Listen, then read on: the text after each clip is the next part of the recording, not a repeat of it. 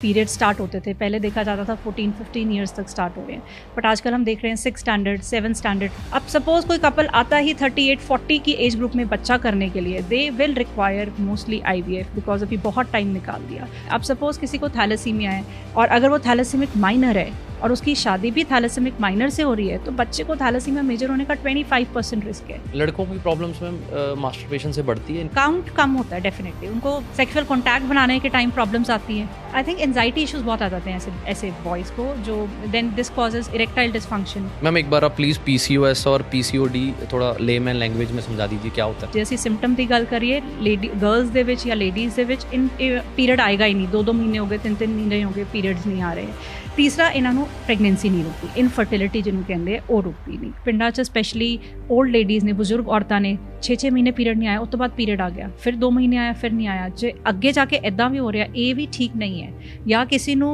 Intercourse दे वाल time bleeding हो रही है, ये सारा कुछ कैंसर दे वाल सानू वो कर रहा है, तो सानू चैकअप जरूर कराना चाहिए, टेस्ट जरूर कराने चाहिए। लड़कियों को क्या इफेक्ट होता है मैम वेपिंग का? Egg quality will go very bad. जो फिर अब प्रेगनेंसी करना चाहते हो, फिर उस टाइम प्रेगनेंसी रुकनी नहीं है। इन्नी हैवी अल्कोहल लेने या स्मोकिंग या ड्रग्स, नशा स्पेशली पंजाब च, इट इज़ डिप्लीटिंग जो क्वालिटी ऑफ एग या सीमन या फ्री एम्ब्रियो वाली सारी क्वालिटी फेल कर रहा है, इसलिए सारे रिजल्ट्स भी नहीं आते। फिर PCOS और PCOD पूरी तरह से क्योर हो सकता है मैम?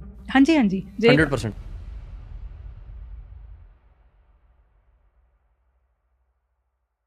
नमस्कार, एक बार फिर स्वागत है आपका अपने एके टॉक शो के ऊपर। हर बार की तरह नया मेहमान, नया गेस्ट, नया तजर्बा।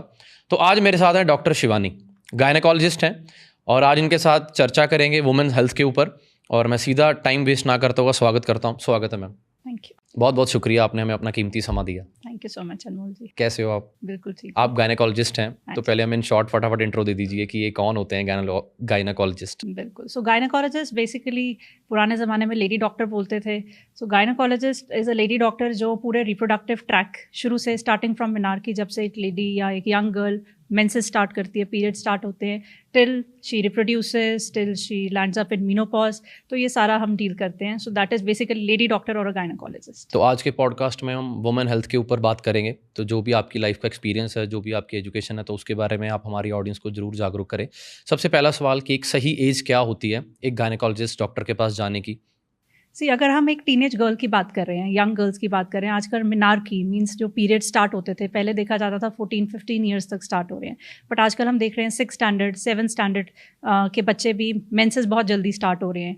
So it is a new concept for them, पहली बार पीरियड्स आ रहे हैं लाइफ में। तो एक यंग गर्ल के लिए, जब उसकी मदर उसको अच्छी से एक्सप्लेन नहीं कर पा रही कि पीरियड्स क्या होते हैं, ये एनाटमी है basically, it's just a biological hormonal change. So एक gynaecologist can explain in a way better कि एक्चुअली बॉडी में चेंजेस क्या आ रही हैं, प्यूबर्टल चेंजेस आ रही हैं, ब्रेस्ट डेवलपमेंट हो रही है, पीरियड्स आ रहे हैं। So basically school going girls अगर हमारे पास आती हैं, what we generally in OPD see is they have very painful menses, they are not open about it. अभी भी इनफैक्ट स्कूल ने भी इतना इनिशिएटिव लिया है कि मेंसेस के बारे में, मेंस्ट्रुअल हाइजीन के बारे में बात की जाए। सिमिलरली अगर कोई OPD में टीनेज लड़की आती है, तो उसको सबसे बड़ा एम्फेसिस हमारे लिए होता है उसको बताना ये कंसेप्ट क्या है। और अगर किसी को बहुत ज़्यादा पेनफुल पीरियड्स हैं, तो we require some test, some ultrasounds, क्या प्रॉब्लम है, कोई अंदर कोई प्रॉब्लम तो नहीं जिसकी वजह से इतनी ज़्यादा पेन है। एंड सबसे इंपॉर्टेंट चीज़, पहले हर ब्लाइंडली एवरीबडी वाज गिविंग मेफ्टाल्सपास, पेट में दर्द हुआ, मेंसेस आए हुए हैं, मेफ्टाल्सपास। आजकल it is completely contraindicated, it is a band drug. तो अगर किसी को भी मेंसेस के टाइम ज़्यादा पेन महसूस होती है, उसको अपने गायनेक को ज़रूर मिलना चाहिए। उसके बाद आते हैं हम मिडिल एज ग्रुप में, लाइक आजकल शादी लेट हो रही है या कुछ लोग बच्चा ही नहीं करना चाहते, and then they land up in infertility somewhere. अगर नॉर्मल प्रेगनेंसी हो रही है, शादी है नॉर्मल, देन तो एवरीबडी नोज कि उनको एक लेडी डॉक्टर को मिलना है for their obstetrical, for their delivery purpose. But इस एज ग्रुप में because of so many changes, life style changes, specially delayed marriage I would say, या स्ट्रेस के कारण प्रेगनेंसी ना हो रही हो, इनफर्टिलिटी का इशू हो, then it is very important to meet the doctor पहले मतलब जल्दी अगर मिल लेते हैं, तो फिर हमारे पास बहुत सारी ट्रीटमेंट ऑप्शंस होती हैं। अब सपोज कोई कपल आता ही 38-40 की एज ग्रुप में बच्चा करने के लिए, they will require mostly IVF because अभी बहुत टाइम निकाल दिया। सो उसके भी बहुत सारे ऑप्शंस हैं जो हम लेटर डिस्कस कर सकते हैं, like egg freezing, semen freezing. And उसके बाद द थर्ड कैटेगरी आती है, वो आती है मेनोपॉजल लेडी। उसमें भी काफ़ी चेंजेस आ रही होती हैं बॉडी में, like hormonal issues and health issues, which एक बार गायनेक को मिलना चाहिए। इसके बीच में जब एक रिप्रोडक्टिव एज ग्रुप में कुछ टेस्ट आते हैं जैसे कि pap smear, breast examination, because breast और कैंसर और सर्वाइकल कैंसर काफ़ी कॉमन है।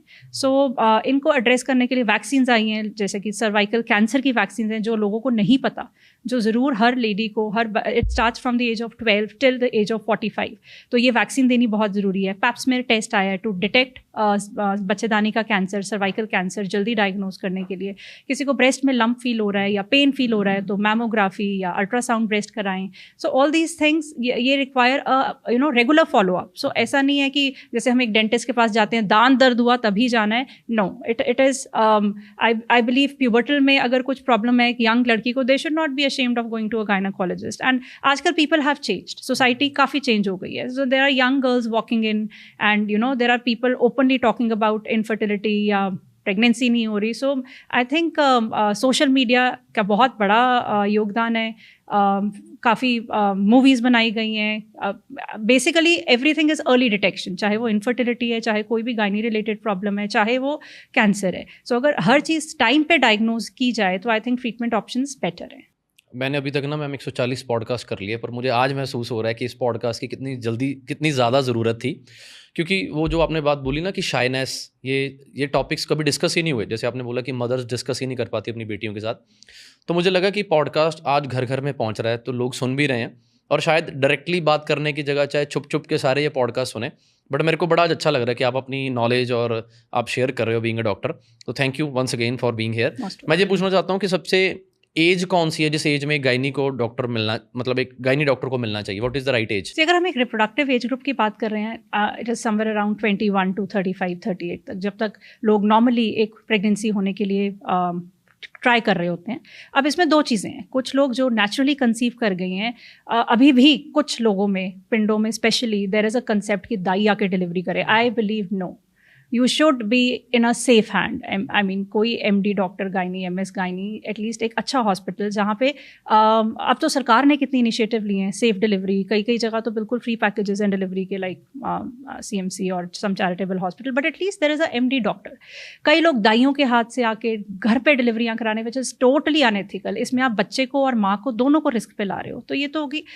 सेकेंड, जब भी आप अपना पीरियड मिस करते हैं तो आपको एक गायनेक को मिलना चाहिए, बिकॉज वो आपको टाइम बताते हैं कि कब नेक्स्ट अल्ट्रासाउंड होनी है, कब बच्चे की हार्ट बीट डायग्नोज करनी है, क्योंकि प्रेगनेंसी भी जल्दी डायग्नोज करने इंपॉर्टेंट है.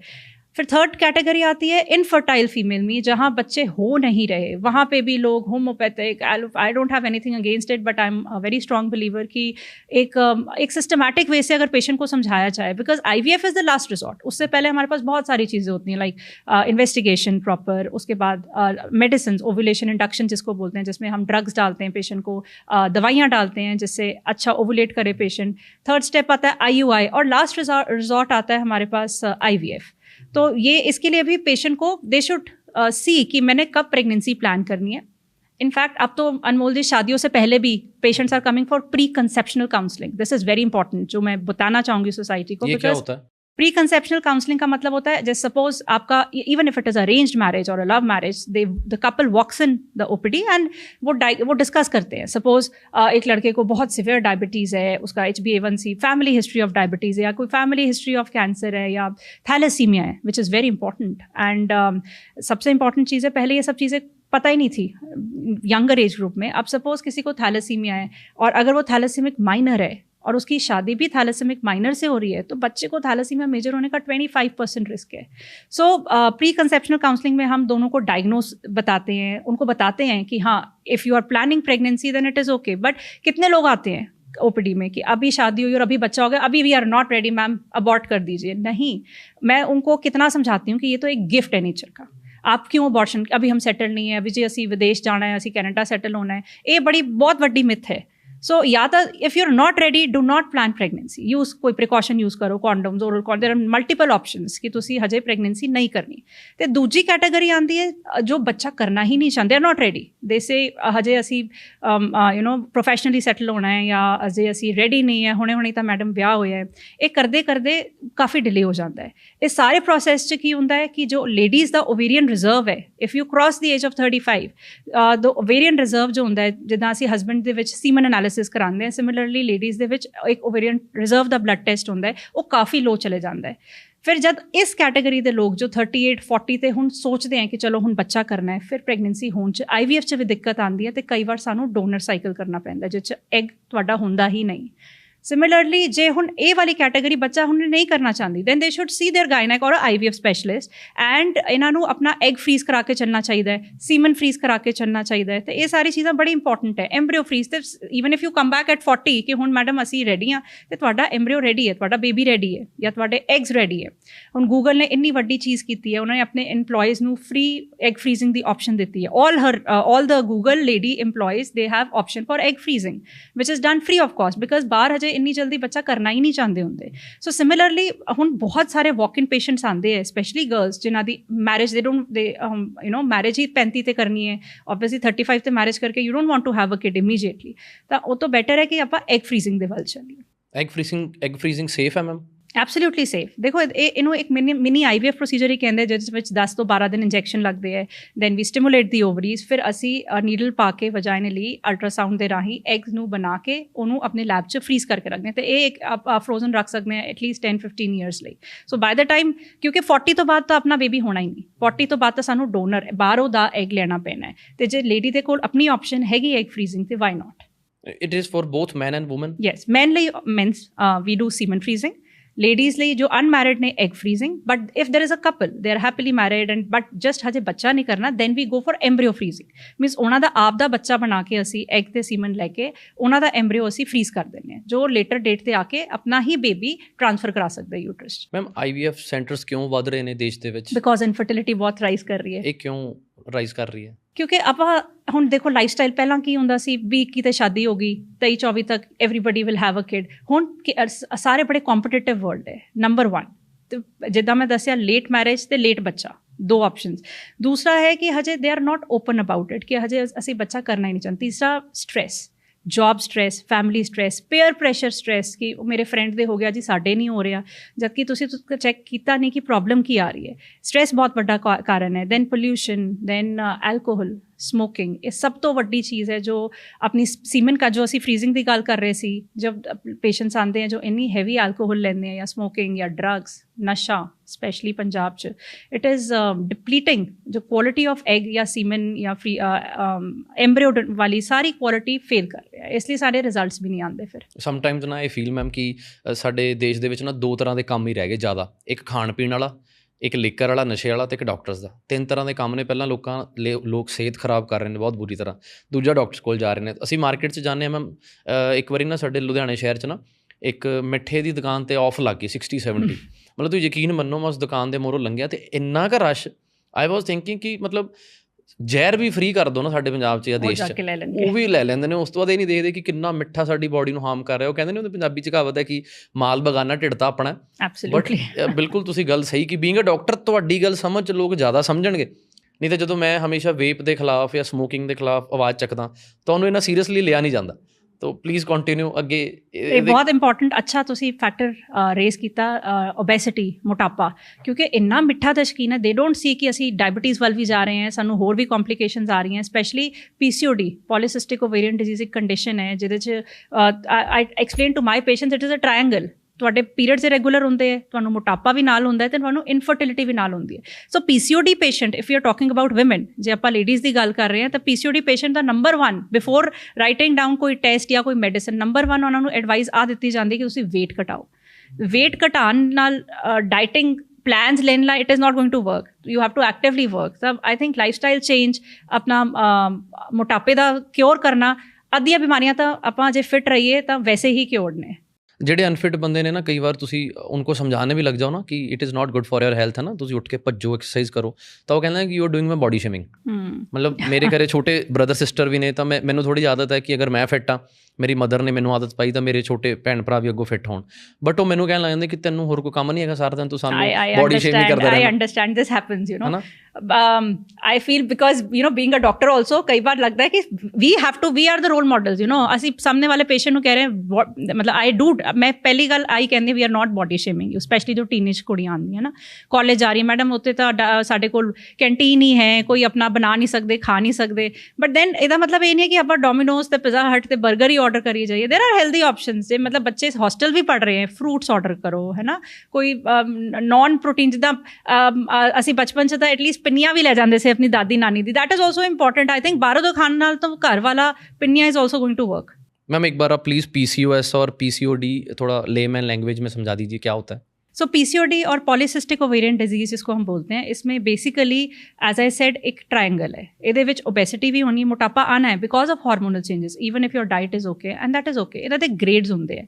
ਇਹਦੇ 'ਚ ਵਿੱਚ ਬੇਸਿਕਲੀ ਬੋਡੀ ਵਿੱਚ ਇਨਸੂਲਿਨ ਰੈਜ਼ਿਸਟੈਂਸ ਸ਼ੁਰੂ ਹੋ ਜਾਂਦੀ ਹੈ, ਅਤੇ ਇਹ ਸਾਡੀ ਓਵਰੀਜ਼ 'ਤੇ ਵੀ ਐਕਟ ਕਰਕੇ ਹਾਈਪਰ ਐਂਡਰੋਜੈਨਿਕ ਸਟੇਟ ਪ੍ਰੋਡਿਊਸ ਕਰਦਾ ਹੈ, ਜਿਹਦੇ ਵਿੱਚ ਟੈਸਟੋਸਟੇਰੋਨ ਅਤੇ ਮੇਲ ਹਾਰਮੋਨਸ ਟਾਈਪਸ ਪੈਟਰਨ ਹਾਰਮੋਨਸ ਦਾ ਜ਼ਿਆਦਾ ਹੋਣ ਲੱਗ ਜਾਂਦਾ ਹੈ। ਇਸ ਲਈ PCOD ਪੇਸ਼ੈਂਟ ਨੂੰ ਮੋਟਾਪੇ ਦੇ ਨਾਲ ਨਾਲ ਫੇਸ਼ੀਅਲ ਗਰੋਥ ਜਾਂ ਫਿਰ ਹੇਅਰ ਪ੍ਰੋਬਲਮਸ, ਜ਼ਿਆਦਾ ਹੇਅਰ ਗਰੋਥ ਹੋਏਗੀ ਬੋਡੀ ਤੇ। ਇਰੈਗੂਲਰ ਪੀਰੀਅਡਸ, ਜੇ ਅਸੀਂ ਸਿੰਪਟਮ ਦੀ ਗੱਲ ਕਰੀਏ, ਗਰਲਸ ਦੇ ਵਿੱਚ ਜਾਂ ਲੇਡੀਜ਼ ਦੇ ਵਿੱਚ ਪੀਰੀਅਡ ਆਏਗਾ ਹੀ ਨਹੀਂ, 2 ਮਹੀਨੇ ਹੋ ਗਏ, 3 ਮਹੀਨੇ ਹੋ ਗਏ, ਪੀਰੀਅਡਸ ਨਹੀਂ ਆ ਰਹੇ। ਤੀਸਰਾ, ਇਹਨਾਂ ਨੂੰ ਪ੍ਰੈਗਨੈਂਸੀ ਨਹੀਂ ਰੁਕਦੀ, ਇਨਫਰਟੀਲਿਟੀ ਜਿਹਨੂੰ ਕਹਿੰਦੇ ਆ, ਉਹ ਰੁਕਦੀ ਨਹੀਂ। ਤਾਂ ਇਹਦੇ ਲਈ ਪ੍ਰੋਪਰ ਇਵੈਲੂਏਸ਼ਨ, ਜਦ ਪੇਸ਼ੈਂਟ ਆਏ ਉਹਦੇ ਬਲੱਡ ਟੈਸਟ ਹੁੰਦੇ ਆ, ਜਿੱਦਾਂ ਕਿ FSH, LH, DHEA, dehydroepiandrosterone and sugar ਦੇ, ਇਹ ਸਾਰੇ ਟੈਸਟ ਕਰਕੇ ਅਸੀਂ ट्रीटमेंट स्टार्ट करते हैं। मैम जो ये कंडीशन होती है, इसका ट्रीटमेंट कितनी देर तक हो सकता है और कितनी जल्दी हो सकता है? क्या इसका ट्रीटमेंट है प्रॉपर तरीके से? बिल्कुल है जी। इरेगुलर पीरियड के लिए तो हम बेसिकली पेशेंट को कॉन्ट्रासेप्टिव पिल्स पे डालते हैं for some time, so that उन्होंने पीरियड्स रेगुलर हो जान। एंड जे असी फिर काफ़ी केसेस ने जिहदे विच सानू लैप्रोस्कोपिकली दूरबीन राही ड्रिलिंग करनी पैंदी है ओवरी दी, ਜਿਹਨੂੰ ਲੈਪਰੋਸਕੋਪਿਕ ਓਵੇਰੀਅਨ ਡ੍ਰਿਲਿੰਗ ਕਹਿੰਦੇ ਹਾਂ ਅਸੀਂ।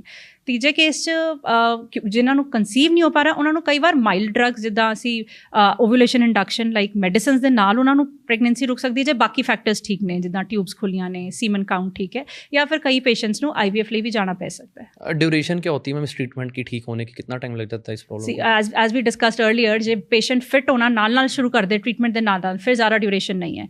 ਜੇ ਤੁਹਾਡੇ ਹਾਰਮੋਨਲ ਪਿਲਸ ਚੱਲ ਰਹੀਆਂ ਤੇ ਤੁਸੀਂ ਆਪਣਾ ਵੇਟ ਵੀ ਹੁਣ ਕੰਟਰੋਲ ਤੇ ਲਿਆ ਰਹੇ ਹੋ, ਫਿਰ ਹੌਲੇ ਹੌਲੇ ਅਸੀਂ ਮੈਡੀਸਿਨਸ ਦੀ ਡੋਜ਼ੇਜ ਘਟਾ ਕੇ ਦੇਖਦੇ ਹਾਂ ਕਿ how your body is responding. So fitness is the key. I would say कि जे तुसी फिट हो तो मेडिसिन्स घट ने, जे तुसी मोटापा नाल कंटिन्यू करना है फिर obviously it will take time. Ma'am आप बहुत नॉन डॉक्टर हो हमारे टाउन के, तो बताइए कि कितने केस आजकल, कौन सी प्रॉब्लम के केस सबसे ज़्यादा बढ़ रहे हैं इन गर्ल्स, वुमेन्स में? कौन सी गर्ल्स में अगर हम यंगर एज ग्रुप में बात कर रहे हैं, then painful periods, pain sensitivity या कोई एनाटॉमिकल प्रॉब्लम भी हो सकती है कुड़ी नूं, जिद्दां बहुत ज़्यादा पेन हो रही है जी पीरियड्स दे वेले, then we diagnose, we do test and as I told you earlier. But जे मिडल एज ग्रुप है, मैं सब तो ज़्यादा इनफर्टिलिटी देख रही हूँ, बिकॉज इन्नियां ज़्यादा प्रॉब्लम्स ने अनमोल जी, लाइक फाइब्रॉइड, एंडोमेट्रियोसिस, PCOD, मतलब सारिਆਂ ਨੂੰ Google has at least, even if a non medical person जो आंदा है OPD 'ਚ, ਉਹਨੂੰ ਸਾਰਾ ਆਪਣਾ ਪੜ੍ਹ ਕੇ ਆਉਂਦਾ, ਉਹਨੂੰ ਪਤਾ ਹੈ ਮੈਨੂੰ ਕੀ ਪ੍ਰੋਬਲਮ ਹੈ। ਤੋ ਬਿਕੋਜ਼ ਆਫ ਸਭ ਤੋਂ ਪਹਿਲਾਂ ਸਟ੍ਰੈਸ, ਇਨਫਰਟੀਲਿਟੀ ਸਭ ਤੋਂ ਜ਼ਿਆਦਾ ਕਾਮਨ ਹੈ। ਐਂਡ ਲੋਕੀ ਉਹਨਾਂ ਨੂੰ ਟ੍ਰੀਟਮੈਂਟ ਨੂੰ ਡਿਲੇ ਕਰਦੇ ਬਾਏ ਦ ਟਾਈਮ ਦੇ ਰੀਚ ਅਸ, ਵੈਨ ਦੇ ਰੀਚ IVF ਸਪੈਸ਼ਲਿਸਟ ਕੋਲ ਆਉਂਦੇ, ਉਹ ਇੰਨਾ ਕੁਝ ਕਰਾ ਚੁੱਕੇ ਹੁੰਦੇ ਹੈ ਕਿ ਬਿਲਕੁਲ ਡੀਮੋਟੀਵੇਟ ਹੋ ਕੇ ਹਾਰ ਕੇ ਸਾਡੇ ਕੋਲ ਆਉਂਦੇ। PCOS और PCOD पूरी तरह से क्योर हो सकता है मैम? हाँ जी 100% तो नहीं कह सकते, but once you finish your family, I mean completed your family, then periods automatically ਕਈ ਵਾਰ ਰੈਗੂਲਰ ਹੋਣੇ ਸ਼ੁਰੂ ਹੋ ਜਾਂਦੇ। ਉਹ ਸਾਨੂੰ ਫੋਲੋ ਅਪ 'ਤੇ ਰੱਖਣਾ ਪੈਂਦਾ ਪੇਸ਼ੈਂਟ। ਜੇ ਅਸੀਂ ਪੇਸ਼ੈਂਟ ਮਤਲਬ ਉਹਦੀ ਲਾਈਫ ਸਟਾਈਲ ਚੇਂਜਸ ਵਧੀਆ ਹੋ ਗਏ ਨੇ, ਕਈ ਵਾਰ ਬਿਲਕੁਲ ਠੀਕ ਹੋ ਜਾਂਦੇ ਪੇਸ਼ੈਂਟ ਨੂੰ, ਕੋਈ ਹਾਰਮੋਨ ਦੀ ਟ੍ਰੀਟਮੈਂਟ ਨਹੀਂ ਲੈਣੀ ਪੈਂਦੀ। आप क्या हमें हमारी ऑडियंस को बता सकते हैं कि जो वुमेन इस प्रॉब्लम से गुजर रही हैं, वो अपना ध्यान कैसे डाइट में, मेंटली या फिजिकली हेल्थ का ध्यान कैसे रख सकते हैं? सबसे पहले इदा दी लेडीज़ नू अपनी हेल्थ नू बहुत इंपॉर्टेंट लेना चाहिए। They have to do intermittent fasting आ गई या हाई प्रोटीन डाइट आ गई। इंटरमिटेंट फास्टिंग चर्चा में आई do it, I do it. I would not say it is not safe. I think 16:8 window या I do it daily. ਮੈਨੂੰ ਤਾਂ I feel it healthy. You know, your body ਤੁਹਾਨੂੰ body ਨੂੰ rest ਦੇਣ ਦਾ ਵੀ time ਹੈ. You know, so I am very do happy. It and it is, I think कि it बहुत works अच्छा wonders. Definitely. I even मैं ਤਾਂ ਇੱਕ study ਵੀ ਪੜ੍ਹੀ ਸੀ ਕਿ ਜੋ cancer patients ਹੁੰਦੇ ਹੈ ਮੈਂ I think Shri Ravi the study ਸੀ ਕਿ ਜੋ cancer patients ਹੁੰਦੇ ਹੈ ਜੇ intermittent fasting ਆਪਾਂ ਕਰਦੇ ਹਾਂ cancer cells we ਹੌਲੇ ਹੌਲੇ they don't grow. So I am not very sure कि किन्नी study वो ਅੱਗੇ देखी गई है but it really helps especially मैं तो PCOD patients when I am counseling them for diet they should be a high protein diet line intermittent fasting करें walk which is very good at least 3 to 4 to 5 kilometre अपना walk daily होनी चाहिए gym ज़रूर करना चाहिए high protein diet लें fruits add on करें you know not मिठा fruits if जो कोई weight loss कर रहे हैं we would not advise go and eat mangoes papaya खाओ वाटरमेलन खाओ seasonal fruit on end of mango is okay but diet important है उसके बाद आपकी कोई भी प्रॉब्लम आ रही है go and discuss with doctor कई बार ਆਪਾਂ ਨਾ ਲੋਕਲ ਲੋਕਾਂ ਨੂੰ ਪੁੱਛ ਕੇ ਅੱਛਾ ਇਦਾਂ ਇਹ ਲੈ ਲਓ ਇਹ ਕਰ ਲਓ ਉਹ ਨਹੀਂ करना चाहिए so you should not ignore your health घर में बुजुर्ग बैठे हैं मैम जो हमें देसी रेमेडीज बताते थे कि हमारे बुजुर्ग ये बताते थे ये कर लो कॉफ़ी मत पियो PCOD है ऐसा पियो हाँ वो तो that can not stop actually but ठीक है कुछ बातें उनकी भी ठीक है दे आर एक्सपीरियंस्ड अपने से बट मेरे को लग रहा है हेल्थ बहुत इंपॉर्टेंट है जिद्दां ਆਪਾਂ ਪਹਿਲਾਂ ਗੱਲ ਕੀਤੀ कि जे चीज़ what is more important ma'am physical और mental health both absolutely both because see आजकल जो इनफर्टाइल पेशेंट आते हैं they are so emotionally drained ਪਹਿਲਾਂ ਤਾਂ ਉਹ ਕਿੰਨੇ ਸਾਰੇ ਸੈਂਟਰਸ ਤੇ ਜਾ ਕੇ ਤੁਹਾਡੇ ਕੋਲ ਆ ਰਹੇ ਹੈ ਨਾ then I'm sure in-laws ਦਾ ਸਟ੍ਰੈਸ ਹੈ ਫੈਮਿਲੀ ਫਰੈਂਡਸ ਇੰਨਾ ਜ਼ਿਆਦਾ ਮੈਂਟਲ ਸਟ੍ਰੈਸ ਹੈ ਕਿ by the time I think the lady but this is not only to the ladies men ਵੀ ਉਨੇ ਹੀ ਸਟ੍ਰੈਸਫੁਲ ਨੇ ਜੇ ਆਪਾਂ ਗੱਲ ਕਰੀਏ ਕਈ ਵਾਰ ਆਪਾਂ IVF ਪ੍ਰੋਸੀਜਰ ਲਈ ਪੇਸ਼ੈਂਟ ਲਿੱਤਾ ਹੁੰਦਾ ਹੈ ਸੋ ਵੀ ਨੀਡ ਸੀਮਨ ਸੈਂਪਲ ਲੈਣਾ ਹੁੰਦਾ ਅਸੀਂ ਉਸ ਦਿਨ ਕਈ ਵਾਰ ਦ ਪੇਸ਼ੈਂਟ ਦੇ ਹੀ ਨਹੀਂ ਪਾਉਂਦਾ ਕਿਉਂਕਿ ਉਹ ਇੰਨਾ ਸਟ੍ਰੈਸਫੁਲ ਹੁੰਦਾ ਹੈ because he just cannot then we ਉਹਨਾਂ ਕੇਸਿਸ 'ਚ ਅਸੀਂ ਪਹਿਲਾਂ ਸੀਮਨ ਫ੍ਰੀਜ਼ਿੰਗ ਕਰਕੇ ਰੱਖਦੇ ਕਾਉਂਸਲਿੰਗ ਕਰਕੇ ਰੱਖਦੇ ਹਾਂ ਬਿਕਾਜ਼ ਜਿੰਨੀ ਫੀਮੇਲ ਸਟ੍ਰੈਸਡ ਹੈ ਉਨਾ ਹੀ ਮੇਲ ਸਟ੍ਰੈਸਡ ਹੈ ਬਿਕਾਜ਼ ਦੋਨਾਂ ਦੇ ਦੋਨੋਂ ਹੀ ਰਿਸਪੋਂਸੀਬਲ ਨੇ ਇੱਕ ਪ੍ਰੈਗਨੈਂਸੀ ਹੋਣ ਲਈ ਜਾਂ ਬੱਚਾ ਹੋਣ ਲਈ ਦੋਨੋਂ ਰਿਸਪੋਂਸਿਬਲ ਸੋ ਆਈ ਥਿੰਕ ਦੋਨਾਂ ਦਾ ਨਾਲ ਰਹਿਣਾ ਮੈਂ whenever I deal with any IVF or infertile patient ਮੈਂ ਹਮੇਸ਼ਾ ਜਦ ਫੀਮੇਲ ਕੱਲੀ ਕਈ ਵਾਰ ਮੇਲ ਕੱਲਾ ਆਉਂਦਾ ਹੈ patient then I tell them file थोड़ी पई है तुसी कल आ जाओ परसों दोनों इकट्ठे आओ बिकॉज दोनों की काउंसलिंग करनी बहुत इंपॉर्टेंट है IVF भी बता दो मैम IVF क्या होता है इन लेमन लैंग्वेज में IVF उन लेडीज़ को ज़रूरत पड़ती है जिनका सीमन काउंट 0 है मेल्स की बात करें सीमन काउंट 0 है या ट्यूबे लेडीज़ में ब्लॉक्ड हैं या PCOD हाई कैटेगरी का है कि नहीं प्रेगनेंसी हो रही नॉर्मल दवाइयों से या फिर किसी को रसौलियाँ है एंडोमेट्रियोसिस है जिहदे विच हार्मोन्स ठीक काम नहीं कर रहे या फिर साडा ओवेरियन रिजर्व खत्म हो चुका है इन्हां केसिस 'च असी IVF राही बच्चा कर सकते हुण साइंस ने बहुत तरक्की कर ली है so IVF is giving hope to people जिन्हां दे मेरे कोल पेशेंट्स आंदे 18 साल तो 20 साल तो बच्चे नहीं हुए बट हुण यस ART दी रेगुलेशनस आ गई ARTs आर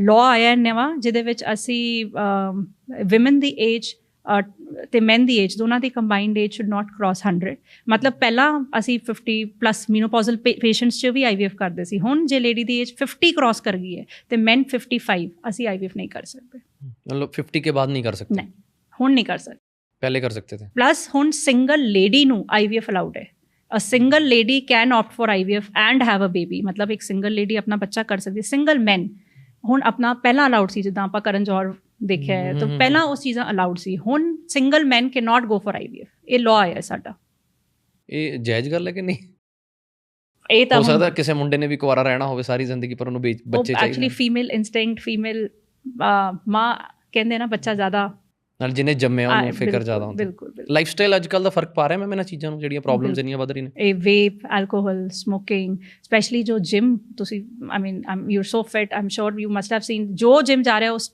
आजकल वे प्रोटीन मेरे जिम में मैम वो सच में वो बोर्ड लगा दिया उन्होंने मेरे को स्मोकिंग से बहुत नफरत है मैं खुद भी नहीं कभी करता और मैं साथ वाले को भी बर्दाश्त नहीं करता पर मैंने जिम में देखा वहाँ पर बोर्ड लग गया कि vapes are not allowed in the gym तो मैं हैरान था कि लोग जिम करते करते भी वेप यूज़ कर रहे हैं बहुत I think the society needs to change आपने आई एम श्योर न्यूज़ देखी होगी आपने कि स्कूल में बैग्स में 8th 9th 10th के बच्चों को वेप मिल रही है I think I don't know society किहड़े ਵੱਲ फ्रंट जा रही है ਆਪਾਂ ਇਹਨੂੰ अर्ली मॉडर्नाइजेशन कह रहे हैं या कितने lung cancer and passive smoking infertility जे आप गायनी की ही गल कर रहे हैं इट इज़ नॉट गुड ये सारा कुछ इफेक्ट कर रहा है, अपनी एग क्वालिटी, अपनी सीमन क्वालिटी, सब कुछ इफेक्ट कर रहा है। अच्छा, एक मेरा पर्सनल सवाल है मैम, पता नहीं है ऑफेंड ना हो जाए लोग। जैसे हम भी एक एनजीओ चलाते हैं, तो हमारी एनजीओ में ना जब भी पेशेंट्स आते हैं, एक तो पेशेंट होता है जो मजबूर हो गया, जैसे लेडी को ब्रेस्ट कैंसर हो गया, ओवरी कैंसर हो गया, उनका तो चलो ट्रीटमेंट बनता है। पर जो लोग ये खुद सिगरेट पीकर, वेव्स पी कर कैंसर कर रहे हैं, इनका ट्रीटमेंट जो डॉक्टर इनके ऊपर अपनी पढ़ाई और दिमाग लगा रहा है, क्या इनका डिपार्टमेंट अलग नहीं बन जाना चाहिए कि यार आप लोगों ने तो खुद मोल ली है ये मतलब बीमारी, तब छोड़ते हैं ना जब हाई स्टेज ऑफ कैंसर। पर डॉक्टर का कितना दिमाग लगता है मैम एक कैंसर पेशेंट को ट्रीट करने के लिए। जैसे हमारे पास पेशेंट्स आते हैं, मतलब माउथ कैंसर हो गया, निकला हुआ स्किन और वो रो रहे हैं, तो मैं उनको बोल रहा हूँ कि जब सिगरेट पीते थे तब नहीं महसूस होता? हाँ, तंबाकू से, सिगरेट से, तो ऐसे ही वेप से भी मैम कैंसर के चांसेस डेफिनेटली 100%। ये जानते हुए भी लोग कैसे करते हैं? आई डोंट नो, सब अपनी life they are putting in drain ਇਹਨਾਂ ਨੂੰ ਆਪ ਹੀ ਸਭ ਨੂੰ। आई थिंक द यूथ ਹੁਣ ਦੇਖੋ, ਪਹਿਲਾਂ ਇੱਕ ਸੀ ਆਪਣਾ ਇੰਡੀਆ ਵੀ ਆ ਪਰਫੈਕਟ ਹੈ ਨਾ, ਪਹਿਲਾਂ ਸਾਰਿਆਂ ਨੂੰ ਸੀ ਅਸੀਂ ਬਾਹਰ ਜਾਣਾ। ਹੁਣ ਇਹ ਵਾਲੀ ਜੋ ਮਾਡਰਨਾਈਜੇਸ਼ਨ ਆ ਰਹੀ ਹੈ ਗਲਤ ਹੈ। ਇਹ ਗਵਰਨਮੈਂਟ, ਤੁਸੀਂ ਲੋਕ ਕਿੰਨਾ ਅੱਛਾ ਬੋਲਦੇ ਹੋ, ਇੰਨਾ ਅੱਛਾ ਇਨੀਸ਼ੀਏਟਿਵ ਲੈਂਦੇ ਹੋ, ਇਹ ਤਾਂ I think paper, newspaper, media ਸਭ ਇਨੀਸ਼ੀਏਟਿਵ ਲੈ ਰਹੇ ਹੈ, ਬਟ ਪਤਾ ਨਹੀਂ ਸਾਡੀ ਯੂਥ ਕਿੱਥੇ ਨੂੰ ਜਾ ਰਹੀ है। लड़कियों को क्या इफेक्ट होता है मैम वेपिंग का? Egg quality will go very bad. जो फिर आप प्रेगनेंसी करना चाहते हो, फिर उस टाइम प्रेगनेंसी रुकनी नहीं है। क्वालिटी ऑफ एग इन्ना सी IVF will not give you 100% success rate कि आप 100% IVF कराया तो असी प्रेगनेंट हो जाते। Quality of egg is so bad कि वो एम्ब्रियो ही नहीं वधिया बनता, या नंबर ऑफ एग्स बहुत कम हो गए, ओवेरियन रिजर्व बहुत घट हो गया। से women health is very important. मतलब वेपिंग एक साइड, बट बाकी चीज़ें like vitamin D supplementation, omega acid, सारा कुछ इंपॉर्टेंट है। मैम सबसे इम्पॉर्टेंट क्वेश्चन जो ऑडियंस का ये है कि PCOS प्रॉब्लम के साथ भी लेडीज कंसीव कर सकती हैं? बिल्कुल 100% कर सकती हैं। वो कितने % चांसेस हैं कि वो सक्सेसफुल होंगे? हर पेशेंट को IVF नहीं चाहिए। एज मैंने पहले भी बताया, हर PCOD पेशेंट को IVF नहीं चाहिए। वो दवाइयों से, बट राइट डायग्नोसिस, 3 चीज़ां इंपॉर्टेंट ने। जो थोड़ा सीमन काउंट ठीक है, थोड़ी ट्यूब्स ठीक ने, तो ओव्यूलेट कर रहे हो विद ड्रग्स, फिर PCOD पेशेंट नेचुरली भी कंसीव कर सकता है। नेक्स्ट ऑप्शन आती है IUI, तो सब तो ऊपर ऑप्शन है IVF। मैम जब एक लड़की की शादी नहीं होती तो एक भाई होता है घर पे, एक फादर होता है ना, मदर होती है उसकी, जिन्होंने उसको जन्म दिया, उसके साथ रहे हैं, वो तो उसकी प्रॉब्लम समझेंगे कि वो जब भी हेल्थ इशू से गुजर रही है। पर आफ्टर मैरिज आपको क्या लगता है, जो आफ्टर मैरिज आपके पास केस आते हैं, कोई ऐसा केस है जिसमें वो बेचारी हेल्पलेस हो कि ना हस्बैंड के पास टाइम, ना दूसरे घर आना, ये वो? सब देखो मिक्स्ड क्राउड है जी अनमोल जी। इट इज़, कई बार हम अल्ट्रासाउंड के लिए पेशेंट कर रहे होते हैं तो अंदर बताती है, मैम मेरी मदर इन लॉ को ये बता देना, मैम उनको बोलना आज मुझे बेड रेस्ट बोल दें। सो ये चीज़ें तो, but there are few mother in laws who are absent. मैं 2 पार्ट्स ऑफ सोसाइटी देख रही हूँ अभी। पहले एक था कि हम एक, वी कैन नॉट, हर mother in law is not bad, और कई तो इतनी ओपन है अपनी, मतलब वो पता ही नहीं चलता, मुझे पूछना पड़ता है आपकी मदर है कि मदर इन लॉ है। Some mother in laws are so good, but I think definitely जब इनिशियली जस्ट आफ्टर मैरिज थोड़ा सा एक lady, there is a hitch, you know, अपने हस्बैंड को ओपन अप हो रही है, वो अपने रिलेटिव्स को ओपन अप हो रही है, फिर इमीडिएटली 2 महीने शादी को हुए, गुड न्यूज़ कब आ रही है? तो डेफिनेटली ये सब चीज़ें क्या कर रही हैं पेशेंट को, लेडी को क्या कर रही हैं, स्ट्रेस दे रही है। अब वो 2 महीने, 4 महीने, 6 महीने करते करते फिर एक बहुत बड़ी मिथ है, व्हेन दे कम, ये चाहिए प्रॉब्लम है। ये मैं पूछने लगा था। हाँ। कि पिछले जमाने में नहीं होता था कि एक शादी से बच्चा नहीं हुआ तो दूसरी शादी कर ली, बिल्कुल, पर प्रॉब्लम तो लड़के में है। ये साइंस ने क्लियर किया है। दिस इज इम्पॉर्टेंट, क्योंकि लेडी अकेले is not responsible for birth, है ना। तो आई थिंक जब, and there is a reluctance, जब असी हस्बैंड को कहते हैं ना सीमन एनालिसिस करा लो, मैं करा लाँगा मैडम, इदा करा लाँगे, इदा नहीं होता। एंड दे फील कि सारी प्रॉब्लम लेडीज़ ਨੂੰ ਹੀ आनी है, हस्बैंड का या मेल का कुछ सीमन से इफेक्ट ही नहीं होना है। सो ये तो डेफिनेटली एक बहुत बड़ी प्रॉब्लम हैगी सोसाइटी। जैसे मैम आप IVF भी करते हो तो ज़्यादातर प्रॉब्लम्स किस में आती हैं, लेडीज़? दोनों 50-50, मतलब डिपेंड्स अपॉन, देखो एज बहुत इंपॉर्टेंट फैक्टर है, फिर क्यों प्रेगनेंसी इतनी देर से क्यों नहीं प्लान की। I think right treatment approach is very important. ਹੁਣ बहुत यंग पेशेंट्स लाइक 26-28 भी आके IVF कराते, जिन्होंने पता है मेरा ये है मैडम, सीधा IVF, we don't even have to counsel, because actually right approach is IVF। कई पेशेंट्स इन्ना घुमा के दवाइयाँ, होम्योपैथिक, एलोपैथिक, पंडितां दे कोल जा के, देखो faith is important. I am a very strong believer of faith, I believe in faith in patients, but I think एक treatment pattern भी पता होना चाहिए कि कितने असी अपने आप को, अपने केस में लेके जा रहे हैं। So if you have tried, देखो 5-6 महीने हो गए दवाइयाँ खा के कोई हेल्प नहीं हो रही, IUI 2-3 तो ऊपर IVF बुक्स भी कहती हैं प्लीज डोंट गो। पेशेंट आ रहे हैं 6-6, 7-7 बार IUI करा रहे हैं, I don't go for that. फिर तो बेटर है कि आप तुसी IVF दा decision, you have to choose your centre wisely. खर्चा क्या होता है मैम IVF का? Is it affordable? It is affordable. देखो आजकल लो डोज IVF भी आ गया है, लो कॉस्ट IVF आ गया है। एक normal IVF somewhere around 1.5 lakh में आपका हो जाता है। पर हम कितने कैंप्स लगाते रहते हैं नीडी पेशेंट्स को, we do help, we do understand. But देखो कभी डोनर एग चाहिए या कोई मेल प्रॉब्लम है जहाँ हमें डोनर स्पर्म लेना है या इक्सी हो रही है, लेज़र हैचिंग हो रही है, वो फिर ये सारी चीज़ें एड ऑन कर देता है। मतलब समवेयर अराउंड 150 to 2 lakhs में आपका एक IVF साइकिल हो जाता है। सबसे बेस्ट पार्ट अनमोल जी जो मैं सबको बताना भी चाह रही हूँ, सपोज एक IVF किया हमने, वी ट्राई टू मेक 8 से 10 एम्ब्रियो रेडी हो गए, 8 to 10 एम्ब्रियोज हो गए। तो हमने एम्ब्रियो मीन्स बच्चे, बेबीज। सो ਅਸੀਂ 8 ਤੋਂ 10 ਬੱਚੇ ਤੁਹਾਡੇ ਲੈਬ 'ਚ ਰੈਡੀ ਕਰ ਲਏ ਤੇ ਅਸੀਂ ਅੰਦਰ ਸਿਰਫ 2 ਜਾਂ 3 ਐਮਬ੍ਰਿਓਸ ਇੰਪਲਾਂਟ ਕਰਦੇ ਹਾਂ, ਬਾਕੀ ਅਸੀਂ ਫਰੀਜ਼ ਕਰ ਦਿੰਦੇ ਹਾਂ। ਜੇ ਉਹ ਪੇਸ਼ੈਂਟ ਕੋਲ ਆਪਸ਼ਨ ਹੈਗੀ, ਕਈ ਪੇਸ਼ੈਂਟਸ ਕੋਲ ਆਪਸ਼ਨ ਨਹੀਂ ਹੁੰਦੇ, ਕਈਆਂ ਦੇ ਨਹੀਂ ਬਣੇ 8 ਜਾਂ 7 ਬੱਚੇ, ਉਹਨਾਂ ਕੋਲ ਆਪਸ਼ਨ ਨਹੀਂ, but 90% patients will have it, ਜਿਹਦੇ ਵਿੱਚ ਸਾਡੇ ਕੋਲ ਸੈਕਿੰਡ ਆਪਸ਼ਨ ਹੁੰਦੀ ਹੈ, ਜਿਸ 'ਚ ਸਾਰੇ ਇੰਜੈਕਸ਼ਨ ਸਾਰਾ ਪ੍ਰੋਸੀਜਰ ਦੁਬਾਰਾ ਨਹੀਂ ਹੁੰਦਾ।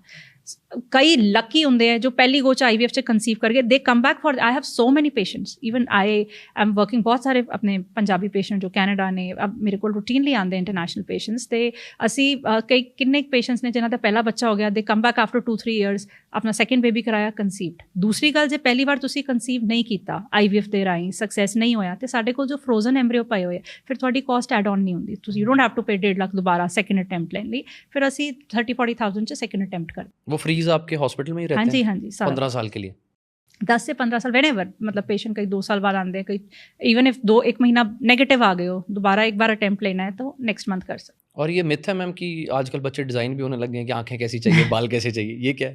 ये देखो जैसा आपका एग है, जैसा आपका स्पर्म है, बच्चे वैसे ही होंगे। अब हम बोलें कि बच्चा ब्लू आइज वाला चाहिए, उसके लिए ब्लू आइज वाला फादर भी चाहिए, है ना? ये जैसे फिल्मों में ये फिल्मों में ही है। अब बोलते शाहरुख खान जैसा बच्चा चाहिए, ऐसी इंटेलिजेंस चाहिए, ऐसा कुछ नहीं है। It see if biological parents, biological father mother के ऊपर ही बच्चा जाएगा, ठीक है। अगर ये सब चीज़ें, थर्ड पार्टी रिप्रोडक्शन, ये टेक्निक आने वाली है, जैसे हम रोबोटिक AI की बात करें, in future I am sure ऐसी टेक्निक्स आने वाली हैं जिसमें हम ये सब कर पाएंगे। बट अभी तो आई थिंक स्पेशली अपने इंडिया लॉट में ये सब चीज़ें people are so desperate, I think इन्ना लोग बेचारे थक जाते हैं कि उन्होंने कहते बस बच्चा कर दो। मेरे को लगता है कि you have to be very very transparent with the patient, that is what मैं अपनी प्रैक्टिस से बहुत मैं महसूस करती हूँ। I do it is as you said, एक financial part is separate, but I am very very attach to my patients. ये मेरी एक प्रॉब्लम भी है, I am very attach to my patients, I feel the pain, because इन्ना pain सह के emotionally बिल्कुल निराश होकर साढ़े को आते हैं। तो but I am not God, 100% result even I can not give, but I do try my 200% की पेशेंट प्रेगनेंट हो जाए। पर मेरे को लगता है if you love what you are doing, you are at right place. I love what I am doing, I think मैनू रब ने भेजा ही, and this brings me the biggest happiness, you know. साढ़े पेशेंट्स जो असी ईवा बेबीज कहने उन्होंने, Eva means giving birth, Eva का मतलब ही है giving birth. So that is one of my passion, means जैसे भी है बस कर, भगवान जी इसको कर दो अच्छी से। कितने IVF मैम आज तक आप करवा चुके हो लोगों के? It's been almost 10 years to my private practice, तो हमने ऑलमोस्ट 20-30,000 बेबीज डिलीवर कर दिए हैं वर्ल्ड वाइड। और सबसे यादगार यादें कौन सी हैं? यादगार बहुत केसेस होंगे अनमोल जी, वो तो I think I have to send my patients to you, because there are patients जिन्होंने 18 साल बाद जब बच्चा हुआ, जिनके when they cry, when they feel, और मैं सबनों कहनी है कि I have not done it, actually I don't do anything. ये पेशेंट को भी समझना चाहिए, it is their destiny, it is their faith. ਤੁਹਾਨੂੰ ਕਿੱਦਾਂ how they have come to my clinic, ਹੈ ਨਾ, ਇਹ ਸਭ ਕੁਝ ਉੱਪਰ ਲਿਖਿਆ ਹੁੰਦਾ ਹੈ। ਅਤੇ ਆਲ ਮੈਂ ਕਈ ਵਾਰ ਇੱਦਾਂ ਹੁੰਦਾ ਹੈ ਕਿ ਐਮਬਰੀਓਲੋਜਿਸਟ ਕਹਿੰਦਾ ਮੈਡਮ ਇਹਦੇ ਐਮਬਰੀਓਸ ਤਾਂ ਠੀਕ ਨਹੀਂ ਲੱਗ ਰਹੇ, this is not going to conceive, and parallel patient ਦਾ ਸਭ ਕੁਝ ਪਰਫੈਕਟ ਹੋਇਆ ਹੁੰਦਾ, ਉਹ ਨੈਗੇਟਿਵ ਹੋ ਜਾਂਦੀ, ਇਹ ਵਾਲਾ ਪੇਸ਼ੈਂਟ ਪੋਜ਼ੀਟਿਵ ਹੈ। ਸੋ ਸਭ ਤੋਂ ਉੱਪਰ ਸੁਪਰੀਮ ਪਾਵਰ ਜੋ ਹੈ ਦੈਟ ਇਜ਼ ਗੋਡ। ਅਤੇ ਮੈਨੂੰ ਲੱਗਦਾ ਕਿ ਅਸੀਂ ਤਾਂ ਸਿਰਫ ਪਪਿਟਸ हैं, we are just trying to help. Ultimately हर पेशेंट जो किन्नी बार पेशेंट यू नो नंगे पैर गुरुद्वारे जाते हैं, उन्होंने बिलीफ है ना। सो आई थिंक जेड़े भी रब नूं मनदे हो, सब तो इंपॉर्टेंट है don't lose faith and patience, 2 मंत्र ने प्रेगनेंसी होने लिए। पर समटाइम्स आई फील मैम कि ना जैसे NGO के रिलेटेड ही है ना, आई एम 28 राइट नाउ, तो बड़ी छोटी उम्र में भगवान ने ये कामों में दिखा दिया कि दर्द क्या होता है, बड़ा दुख है। पर मुझे लगता है कि हॉस्पिटल में जाके ही इंसान को भगवान की याद आती है बड़ी डीपली, जैसे वो तब गिड़गिड़ाता है भगवान के आगे, याद करता है, पर जब वो उस दुनिया से बाहर होता है तब कोई भगवान नहीं याद रहता उसको। ये अपनी I think it is too personal, because personal opinion दे दो आप अपना। मैं तो सब कुछ, my dad was very sick in COVID, जब डॉक्टरों ने, when we knew the reports and doctors ने भी, you know, because we were doctors, पता चलता सी, मैंने भगवान का हाथ नहीं छोड़ा, and I have seen myself miracles happening. ਸੋ ਮੈਂ ਤਾਂ ਸਭ ਨੂੰ ਕਹਿੰਦੀ ਹਾਂ ਕਿ ਜਦ ਡਾਕਟਰ ਨਹੀਂ ਕਹਿਤਾ ਸੀ ਨਾ ਕਿ this is a very bad MRI and then touchwood he is okay and ਆ ਰਹੀਆਂ ਡਿਫਿਕਲਟੀਜ਼ ਆਉਂਦੀਆਂ ਰਹੀਆਂ ਤਦ ਵੀ ਆਉਂਦੇ ਵੀ ਵਰ ਆਲਸੋ ਲੂਜ਼ਿੰਗ ਯੂ ਨੋ ਜਬ ਇੰਨਾ ਸੀਰੀਅਸ ਪੇਸ਼ੈਂਟ ਹੋ ਜਾਂਦਾ you lose hope you come back you go gain but ultimately it was just power मैं तो पार्ट ही नहीं छड़िया सी फॉर 1-2 months मैंने आई थिंक जिंदगी में इतनी प्रे नहीं की थी जब वहाँ की एज यू सेड अब वो वाले 24 घंटे प्रे नहीं कर पाते हो because you have person you have kids so U hospital जाना है काम करना है बट दिल च हर बार आई से thank you God because life changes. पर मैं हर बार एक एग्जांपल देता हूँ अपने लोगों को, जैसे मुझे कभी भी मौका मिलता है तो मैं बोलता हूँ कि जब भी आपने उसकी पावर महसूस करनी हो ना, हॉस्पिटल में चले जाओ। डॉक्टर एक बार बोलेगा जाओ जाके ये पर्ची है दवा की, दवा ले आओ। डॉक्टर फिर बोलेगा कि जाके ये दवा ले आओ। एक बार डॉक्टर बोलेगा कि भाई अब तो दुआ लाओ, कहाँ से लाते हो? पर दुआ कभी लोगों ने इकट्ठी नहीं की मैम, कभी किसी के मुंह से ये सारे अनमोल जी अपने अपने कर्म में आई थिंक दुआ कौन पेशेंट या कौन डॉक्टर, आप मुझे एक बात बताओ, कौन डॉक्टर चाहता नहीं है कि पेशेंट ठीक हो? I think every doctor in any field, चाहे वो मेडिसिन का डॉक्टर है, कार्डियक है, हम IVF वाले लोग, हम तो चाहते हैं पेशेंट ठीक हो। But as I said patient दी अपने भी तो कर्म ने, पेशेंट दी अपनी भी तो डेस्टिनी है। कई बार पेशेंट कंसीव कर जाता है IVF च, ब्लीडिंग शुरू हो गई, नहीं रुकिया बच्चा, कई बार ट्यूबा च बच्चा रुक गया, एक्टोपिक प्रेगनेंसी होगी, IVF दे थ्रू ही। These are complications of IVF, मतलब नॉर्मल भी हो सकते हैं, नॉर्मल प्रेगनेंसी में भी, IVF में भी, बट पेशेंट आके पूछता है मैडम फिर देना ही क्यों था भगवान ने? Now that answer we don't have, बिल्कुल we don't have that answer. But ਉਹ ਹੀ ਹੈ ਫਿਰ ਦੇਣ, ਇਹ ਰੱਬ ਦੇ ਰੰਗ ਨੇ। मैं इदा समझानी हूँ पेशेंट को, पता नहीं अगे जाके होर की प्रॉब्लम आनी सी कि बाबा जी ने इत्थे ही रोकता सारा कुछ। मैम जो बच्चे कंसीव नहीं हो पाते तो वो लोग बाद में पैसे रिफंड की डिमांड करते हैं कि बच्चा कंसीव नहीं। हम प्रॉपर एक्सप्लेन करके, देखो अगर आप ट्रांसपेरेंट चल रहे हो, फेयर चल रहे हो, हमने तो कभी बोला ही नहीं 100% आप बच्चा होने ही वाला IVF के through. We take proper consents, proper देखो वर्ल्ड वाइड मैं सिंगापुर तो अपनी फेलोशिप की है NUH हॉस्पिटल तो IVF थी, and world wide IVF the success rate is 50 to 60%। कोई भी सेंटर इंडिया की अब्रॉड भी गारंटी दे ही नहीं सकता तुसी प्रेगनेंट होना चाहिए। बट पेशेंट ਨੂੰ ਬਹੁਤ I think patient has to be very intelligent enough कि ਉਹ ਡਾਕਟਰ ਤੇ ਹਸਪੀਟਲ ਕਿਹੜਾ ਚੂਜ਼ ਕਰ ਰਿਹਾ। ਮਤਲਬ ਉਹਦੇ ਹਸਪੀਟਲ ਦੇ ਅੰਦਰ ਸਾਰੀ ਫੈਸਿਲਿਟੀਜ਼ ਹੈਗੀਆਂ, ਅਲਟਰਾਸਾਊਂਡ ਉੱਥੇ ਹੀ ਹੋ ਰਿਹਾ, ਲੈਬ ਟੈਸਟ ਉੱਥੇ ਹੀ, ਲੈਬ ਉੱਥੇ ਹੀ IVF ਦੀ, ਐਗ ਪਿਕਅਪ ਉੱਥੇ ਹੀ ਹੋ ਰਿਹਾ, ਟ੍ਰਾਂਸਫਰ ਉੱਥੇ ਹੀ ਹੋ ਰਿਹਾ, ਫਰੀਜ਼ਿੰਗ ਉੱਥੇ ਹੀ ਹੋ ਰਿਹਾ, ਪੇਸ਼ੈਂਟ ਨੂੰ ਕਿਸੇ ਇੱਥੇ ਉੱਥੇ ਨਹੀਂ ਜਾਣਾ। ਕਿੰਨਾ ਸਕਸੈਸ ਰੇਟ ਹੈ, ਡਾਕਟਰ ਦੀ ਕੀ ਕੁਆਲੀਫਿਕੇਸ਼ਨ ਹੈ, how the doctor is explaining you things. ਮੈਂ ਤਾਂ ਆਪਣੇ ਅਨਮੋਲ ਜੀ ਐਜੂਕੇਟਿਡ ਪੇਸ਼ੈਂਟ ਹੋ, ਈਵਨ ਕੋਈ ਪਿੰਡ ਦਾ ਪੇਸ਼ੈਂਟ ਹੋ, ਮੈਂ ਉਹਨੂੰ ਪੂਰਾ ਕਲੈਰਿਟੀ ਦੇ ਨਾਲ ਸਾਰਾ ਕੁਝ ਸਮਝਾਉਂਦੀ ਹਾਂ ਪਹਿਲਾਂ ਹੀ, ਟ੍ਰੀਟਮੈਂਟ ਲੈਣ ਤੋਂ ਪਹਿਲਾਂ ਹੀ। ਬਟ ਇਫ ਦੇ ਸੇ ਕਿ गारंटी दे दो, there is no guarantee. Guarantee ਤਾਂ ਫਿਰ ਰੱਬ ਕੋਲੋਂ ਹੀ ਜਾ ਕੇ ਲੈਣੀ ਪੈਣੀ ਹੈ। ਮਿਥਸ ਕੀ ਹੈ ਮੈਮ IVF ਦੇ ਜੋ ਮਿਥ ਚੱਲਦੇ ਨੇ ਮਾਰਕੀਟ ਦੇ ਵਿੱਚ? ਮਿਥ ਟਵਿਨ ਬੇਬੀ ਟ੍ਰਿਪਲੇਟਸ। ਦੇਖੋ ਅਸੀਂ 2 ਜਾਂ 3 ਐਮਬ੍ਰਿਓਸ ਇੰਪਲਾਂਟ ਕਰਦੇ ਹਾਂ ਤਾਂ 20 to 30% ਚਾਂਸਸ ਹੁੰਦੇ ਹੈ ਕਿ ਆਪਾਂ ਟਵਿਨ ਪ੍ਰੈਗਨੈਂਸੀ, ਕਈਆਂ ਨੂੰ ਟ੍ਰਿਪਲੇਟਸ ਵੀ ਰੁਕ ਜਾਂਦੇ, ਟਵਿਨਸ ਹੋ ਸਕਦੇ ਜਾਂ ਸਿੰਗਲ ਪ੍ਰੈਗਨੈਂਸੀ ਜਾਂ ਫਿਰ ਨਾ ਨਹੀਂ ਵੀ ਹੋ ਸਕਦੀ ਪ੍ਰੈਗਨੈਂਸੀ। ਸੋ ਮਿਥ ਇਹ ਹੈ ਕਿ ਜੁੜਵਾ ਬੱਚੇ, तो ऐदा भी नहीं है। देखो जिहदे कोल कोई फैमिली हिस्टरी है जुड़वा बच्चे दी, वो जरूरी नहीं है कि ਉਹਦੀ ਨੈਕਸਟ ਪ੍ਰੈਗਨੈਂਸੀ IVF ਦੇ ਥਰੂ ਹੀ ਹੋਈ ਹੈ। If you have a family history means ਤੁਹਾਡੇ ਦਾਦਾ ਨਾਨੀ ਨੂੰ ਪਹਿਲਾਂ ਜੁੜਵਾ ਬੱਚੇ ਹੋਏ ਹੋਏ ਹੈ, ਤੁਹਾਡੇ ਕੋਲ ਵੀ ਇਨਸੀਡੈਂਸ ਆਫ ਨੈਚੁਰਲ ਪ੍ਰੈਗਨੈਂਸੀ ਜੁੜਵਾ ਬੱਚੇ ਦੇ ਉਨੇ ਹੀ ਜ਼ਿਆਦਾ ਨੇ। But yes 20-30% cases twins they IVF through है। लड़का होगा कि लड़की, ये भी आप लोगों के हाथ में होता है? I don't want to comment because वैसे होता है, मतलब वैसे एथिकली डॉक्टर्स करते नहीं। पूरे करियर दी मैं एक शेयर करना चाहनी हूँ, बड़ा important patient, will not name the patient. पहली बार मेरे कोल एक पेशेंट आया, मेरे को 2 मुंडे है, I have come for a बेटी। मैं तक उठ के उन्होंने मैंने कहा ओ माई गॉड, फर्स्ट मैंने कहा यू वुड बी माई पहला ते लास्ट पेशेंट जो 2 ਮੁੰਡਿਆਂ ਤੋਂ ਬਾਅਦ ਇੱਕ ਕੁੜੀ। ਐਂਡ ਇਮੈਜਿਨ ਉਹਦੇ ਤੀਜਾ ਮੁੰਡਾ ਹੀ ਹੋਇਆ ਤੇ ਸਾਡੇ ਐਨਸਥੈਟਿਸਟ ਸਰ ਕਹਿਣ ਲੱਗੇ ਕਿ ਹੁਣ ਤੁਸੀਂ ਨਾ ਆਪਣੀ ਬਹੂਆਂ ਨੂੰ ਕੁੜੀਆਂ ਵਾਂਗੂ ਪਾਲਿਓ because see it is not allowed, it is legally not allowed. ਇਹ ਬਿਲਕੁਲ ਹੀ ਮਤਲਬ ਮੇਰੇ ਕੋਲ ਆਉਂਦੇ ਹੈ ਕੁਐਰੀਜ਼ ਆਉਂਦੀਆਂ, ਅਸੀਂ ਤਾਂ ਸਾਫ਼ ਫਾਈਲ 'ਤੇ ਲਿਖਦੇ ਹਾਂ ਕਿ ਇਹ ਸੈਕਸ ਡਿਟਰਮੀਨੇਸ਼ਨ ਦਾ ਕੇਸ ਹੈ, ਅਸੀਂ ਨਹੀਂ ਕਰਨਾ, ਅਤੇ ਅਥੋਰਿਟੀਜ਼ ਨੂੰ ਵੀ ਇਨਫੋਰਮ ਕਰ ਦਿੰਦੇ ਹਾਂ। But I don't think IVF 'ਚ 100% it is not legal in India, nobody is doing it. ਅਤੇ ਜਦ ਅਸੀਂ ਵੀ ਐਮਬ੍ਰਿਓ ਇੰਪਲਾਂਟ ਕਰ ਰਹੇ ਹੁੰਦੇ, ਸਾਨੂੰ ਵੀ ਨਹੀਂ ਪਤਾ ਹੁੰਦਾ ਕਿ ਇਹ ਬॉय ਹੈ ਕਿ गर्ल ਹੈ। अच्छा, इधर के केस आते हैं कि वो बोलते हैं कि हमें लड़का चाहिए, डेली एजुकेटेड अनएजुकेटेड। बट ये अपनी एथिक्स ने अपना लॉ, इंडिया लॉ बहुत स्ट्रॉन्ग है, हम कोई भी इदा दी मतलब I am sure nobody is practising. अब हम बात कर सकते हैं मैम हार्मोनल चेंज के बारे में। तो वुमेन्स में जो हार्मोनल चेंज होते हैं उसकी वजह से जो प्रॉब्लम्स आती हैं, आप उसके बारे में बता सकते हैं? हम मीनोपॉज की बात कर रहे हैं जी।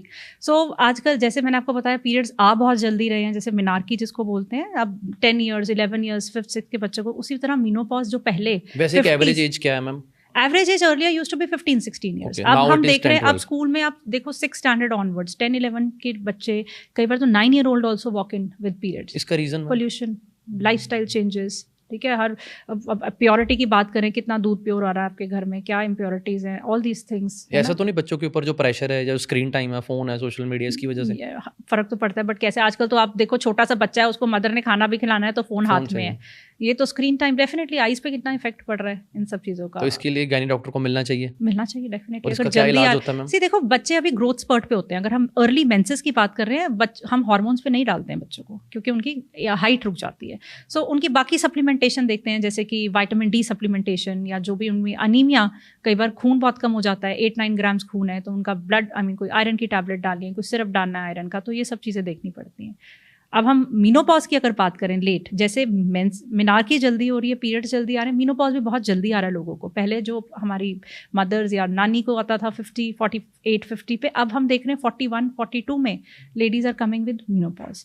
तो मीनोपॉज में 2-3 चीज़ों का ध्यान बहुत important I would want to say, कि अपना एक ना देखो, हर रिप्रोडक्टिव एज ग्रुप च पैप्समेयर जरूर कराओ, ताकि ਤੁਹਾਡਾ जो सर्वाइकल कैंसर है वो जल्दी डायग्नोस हो।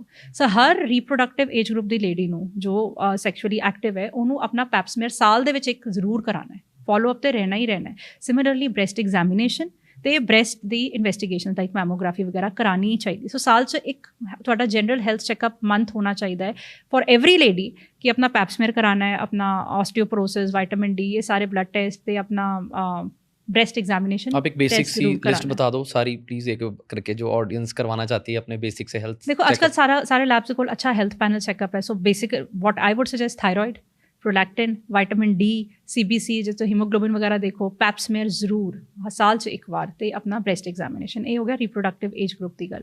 ਫਿਰ ਕੋਈ PCOD ਪੇਸ਼ੈਂਟ ਹੈ, ਜੋ ਆਪਾਂ ਹਿਸਟਰੀ ਪਹਿਲਾਂ ਡਿਸਕਸ ਕੀਤੀ, ਉਹਨਾਂ ਦੇ ਡਿਫਰੈਂਟ ਸੈਟ ਆਫ ਟੈਸਟ ਨੇ, ਇਨਫਰਟਾਈਲ ਉਹਦਾ ਡਿਫਰੈਂਟ ਹੈ। ਮੀਨੋਪੌਜ਼ ਨੂੰ ਚੈੱਕ ਕਰਨ ਲਈ ਵੀ ਬਲੱਡ ਟੈਸਟ ਨੇ, ਕਿ ਆਪਾਂ ਦੇਖ ਸਕਦੇ ਹਾਂ अर्ਲੀ ਮੀਨੋਪੌਜ਼ ਆ ਰਿਹਾ ਹੈ ਕਿ ਹਜੇ ਫਲਕਚੁਏਟ ਕਿਉਂ ਹੋ ਰਹੇ ਹਨ। ਦੇਖੋ ਇਹ ਵੀ ਬਹੁਤ ਇੰਪੋਰਟੈਂਟ ਗੱਲ ਹੈ ਅਨਮੋਲ ਜੀ, ਜਿੱਦਾਂ ਪਿੰਡਾਂ 'ਚ ਸਪੈਸ਼ਲੀ ओल्ड लेडीज़ ने, बुजुर्ग औरतां ने 6-6 महीने पीरियड नहीं आया, उस तो बाद पीरियड आ गया, फिर 2 महीने आया, फिर नहीं आया, जो अगे जाके इदां भी हो रहा, ये भी ठीक नहीं है। या किसी नू इंटरकोर्स दे वल टाइम ब्लीडिंग हो रही है, ये सारा कुछ कैंसर दे वल सानू वो कर रहा है, तो सानू चैकअप जरूर कराना चाहिए, टेस्ट जरूर कराने चाहिए। स्ट्रेस का क्या रोल है मैम वुमेन्स की हेल्थ के ऊपर? स्ट्रेस बहुत, मेंटल हेल्थ तो इज़ एवरीथिंग।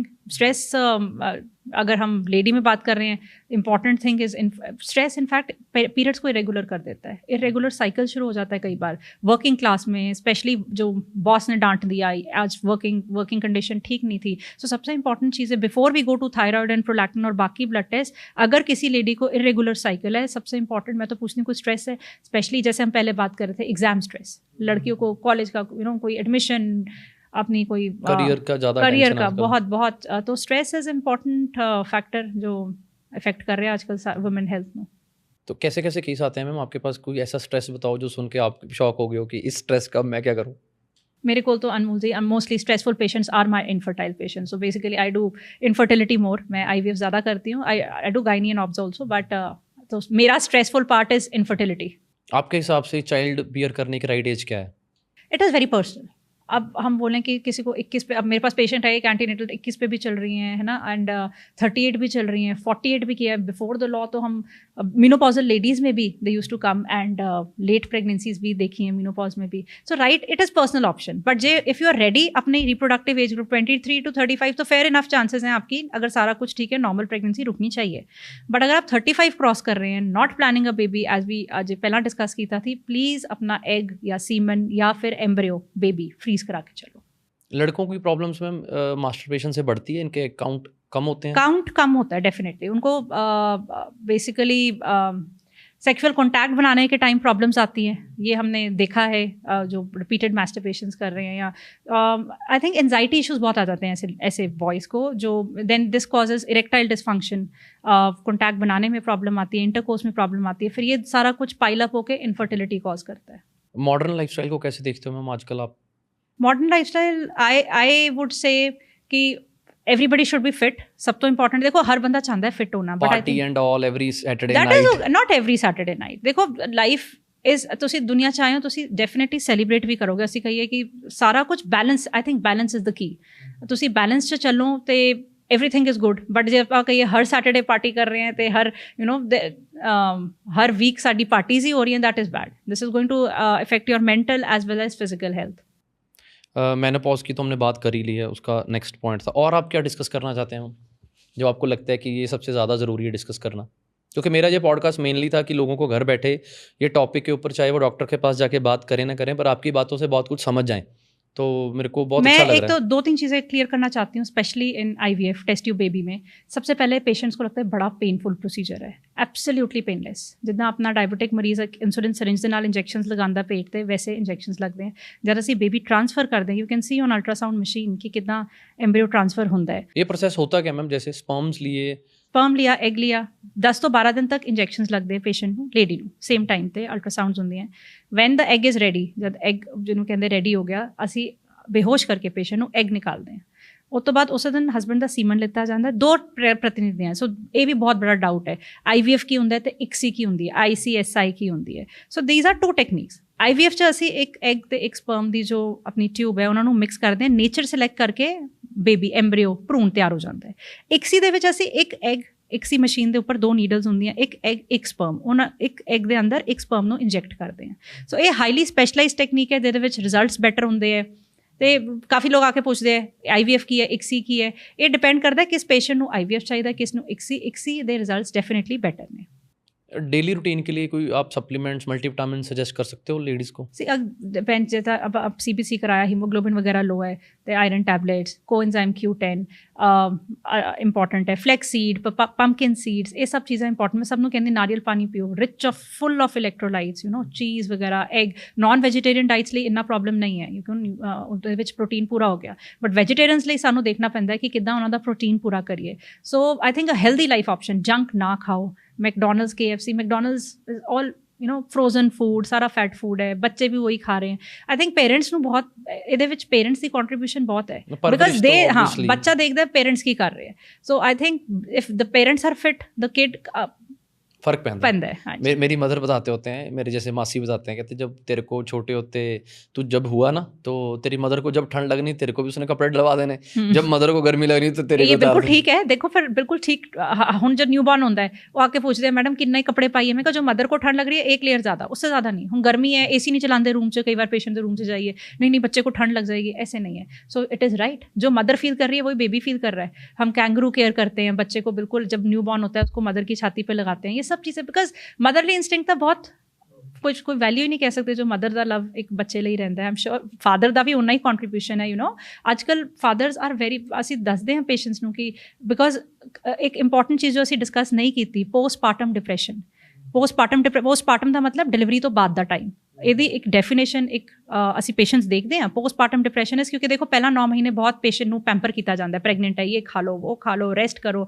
ਜਿੱਦਾਂ ਹੀ ਬੱਚਾ ਹੋਇਆ, ਬੱਚੇ ਨੇ ਓਬਵੀਅਸਲੀ ਬੱਚੇ ਦੇ 3 ਕੰਮ ਹੈ ਪਹਿਲੇ 3 ਮਹੀਨੇ, सोना है, खाना है, सुसु पॉटी, है ना, रोना, और बच्चे ने सोना नहीं है। सो द मदर उस टाइम मदर ਨੂੰ ਰੈਸਟ ਨਹੀਂ ਮਿਲਦਾ, ਮਦਰ ਨੂੰ ਰੈਸਟ ਨਹੀਂ ਮਿਲਦਾ। ਉਹਦਾ ਚਿੜਚਿੜਾਪਨ, ਉਹਦਾ ਕਈ ਵਾਰ ਸਿਜ਼ੇਰੀਅਨ ਕੀਤਾ ਹੁੰਦਾ, ਸਟਿਚਸ 'ਚ ਪੇਨ ਹੈ, ਹਸਬੈਂਡ ਦਾ ਵਰਕਿੰਗ ਹੈ, ਹਸਬੈਂਡ ਨੇ ਰਾਤ ਨੂੰ ਸੋਣਾ ਹੈ, ਬੱਚੇ ਨੇ ਰਾਤ ਨੂੰ ਸੋਣਾ ਨਹੀਂ ਹੈ, ਤੇ ਸਾਰਾ ਕਿਤੇ ਤੋਂ ਕੰਮ ਆਇਆ ਮਦਰ ਦਾ। ਤਾਂ mother is then the mother goes in depression. ਇਹਨੂੰ ਹੀ ਅਸੀਂ ਪੋਸਟਮਾਰਟਮ ਡਿਪਰੈਸ਼ਨ ਕਹਿੰਦੇ। ਇਹਦਾ ਸਭ ਤੋਂ ਇੰਪੋਰਟੈਂਟ ਟ੍ਰੀਟਮੈਂਟ ਇਹ ਹੈ ਕਿ ਫੈਮਿਲੀ ਸਪੋਰਟ, ਇਮੋਸ਼ਨਲ ਸਪੋਰਟ ਦਿਓ ਲੇਡੀ ਨੂੰ ਜੋ ਹੁਣੇ ਡਿਲੀਵਰ ਹੋਈ ਹੈ। ਬਹੁਤ ਜ਼ਿਆਦਾ ਰਿਸ਼ਤੇਦਾਰ ਨਾ ਆਉਣ ਮਿਲਣ ਫਸਟ 40, ਜੋ ਆਪਣੀ ਪੁਰਾਣੀ ਗੱਲਾਂ ਸੀ ਨਾ ਅਨਮੋਲ ਜੀ ਕਿ 40 ਦਿਨ ਕਿਸੇ ਨੂੰ ਨਹੀਂ ਆਉਣ ਦੇਣਾ, ਬਿਲਕੁਲ ਠੀਕ ਸੀ। ਬਿਕਾਜ਼ ਦੇਖੋ ਕੋਈ ਲੌਜਿਕ ਹੈ, 40 ਡੇਜ਼ ਜਦ ਨਹੀਂ ਕੋਈ ਆ ਰਿਹਾ, ਲੇਡੀ ਇਜ਼ ਰੈਸਟਿੰਗ। ਅਦਰਵਾਈਜ਼ ਕੀ ਹੋ ਰਿਹਾ, ਕੋਈ ਆ ਰਿਹਾ ਜੀ ਸ਼ਗਨ ਪਾਨ, ਕੋਈ ਆ ਰਿਹਾ, ਬੱਚੇ ਦਾ ਵੀ ਰੈਸਟ ਨਹੀਂ, ਮਾਂ ਦਾ ਵੀ ਰੈਸਟ ਨਹੀਂ, ਉਹਨੇ ਰਾਤ ਨੂੰ ਵੀ ਜਾਗਣਾ ਹੈ। ਸਭ ਤੋਂ ਇੰਪੋਰਟੈਂਟ ਐਡਵਾइस है जब बच्चा सो रहा है माँ भी सो जाए। आई तो टेल दैट, मैं कहा बच्चा सो रहा है आप भी सो जाओ, मत देखो कौन है आसपास।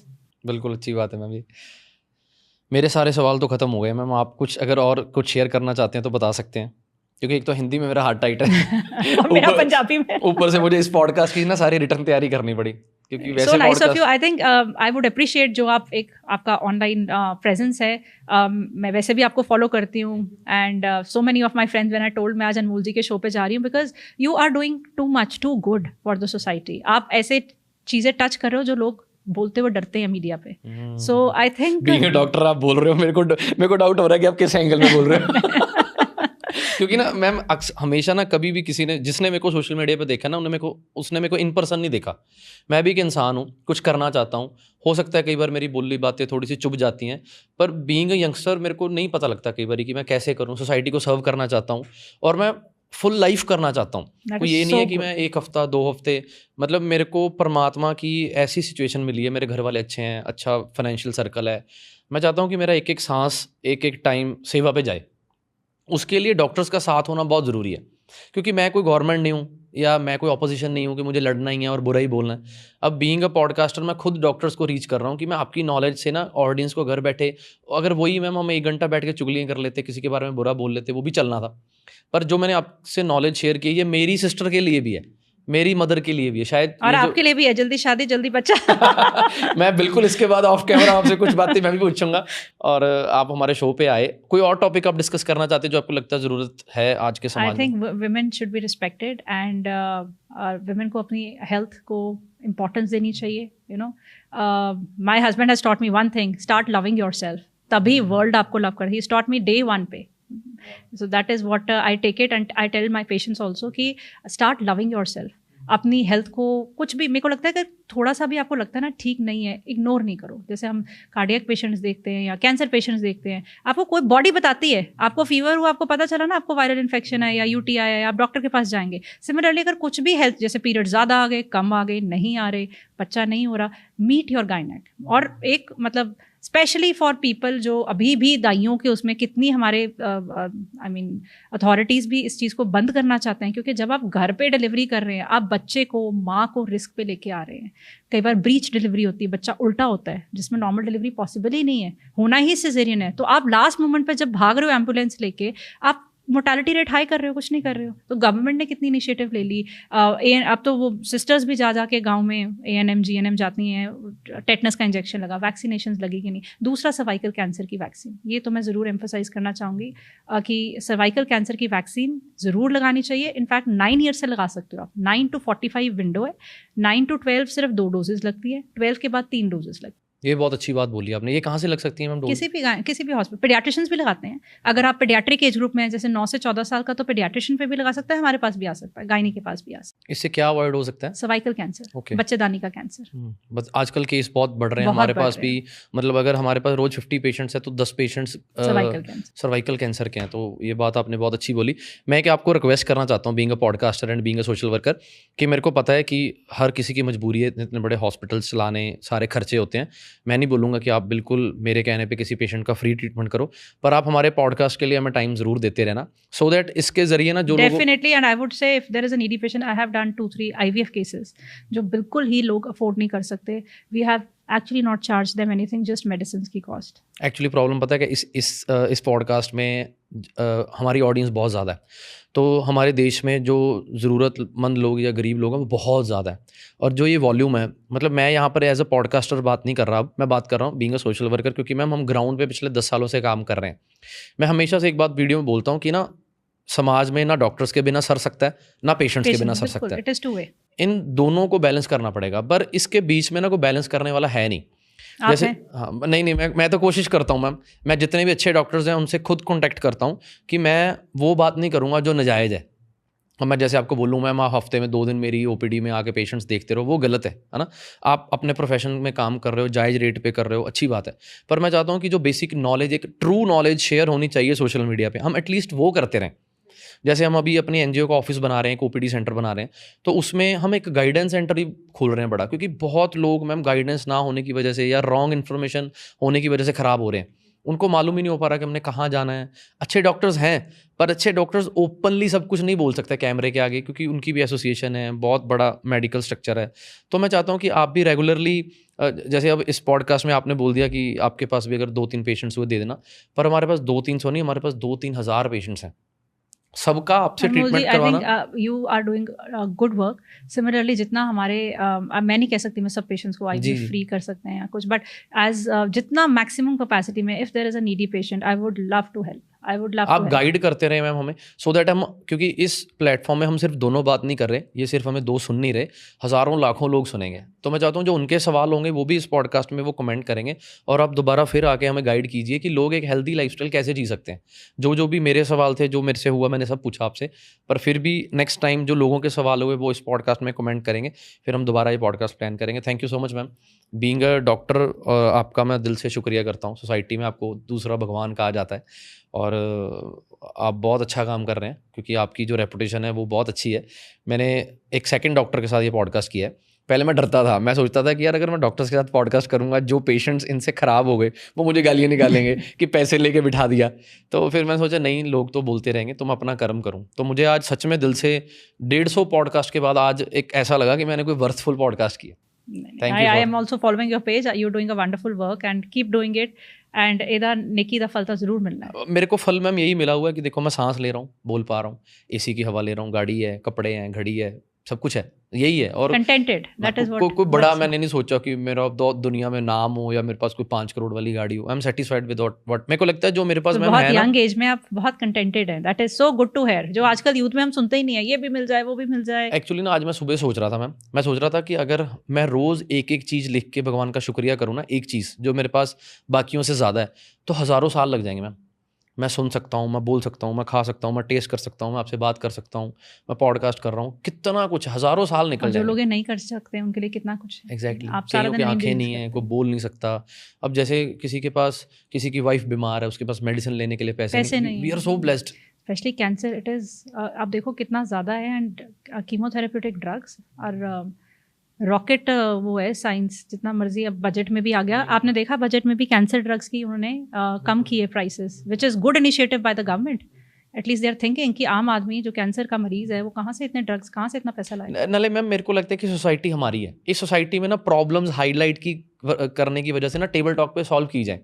कि जैसे मेरे को अगर कोई आपसे प्रॉब्लम है मैम ये हम कैसे सोल्यूशन करें फेस टू फेस। ये नहीं कि मैं आपको बुरा बोलता रहूँ, आप मेरे को बुरा, वो तो फिर व्यूज़ हो गए सोशल मीडिया पे ना, अंदर से इकट्ठे हैं, ऊपर से लड़ रहे हैं कि सोशल मीडिया हाइप। पर मेरे को दिल से बहुत अच्छा लगा ma'am, thank you doctor Shivani. और मैं ऑडियंस का बहुत शुक्रिया अदा करूँगा कि एक तो मैं अपनी हिंदी के ऊपर भी काम कर रहा हूँ, क्योंकि मेरी माँ बोली लैंग्वेज पंजाबी है। तो मेरे को था कि ऑडियंस ज़्यादा तक ये रीच करे और जितना पॉडकास्ट के ज़रिए हम लोगों को एक अच्छा मैसेज, एक अच्छी नॉलेज शेयर कर सकें, मुझे पर्सनली बहुत अच्छा लगा। और मैंने मैम को रिक्वेस्ट कर दिया कि दोबारा फिर इस पॉडकास्ट शो में हम लोगों के सवाल लेकर एक बार फिर हाजिर होंगे। आप जुड़े रहें हमारे साथ ऐसे ही और अपना फीडबैक ज़रूर दें कमेंट करके। और नेक्स्ट पॉडकास्ट में आप मैम से क्या पूछना चाहते हैं तो वो ऑलरेडी कमेंट बॉक्स में आप अपने क्वेश्चन छोड़ दीजिए, सो दैट हम अगली बार फिर वो मैम को शो पे ला के आपके सवाल पूछेंगे और आपके डाउट्स क्लियर करेंगे। थैंक यू सो मच, ऐसे जुड़े रहें। Thank you so much ma'am, शुक्रिया।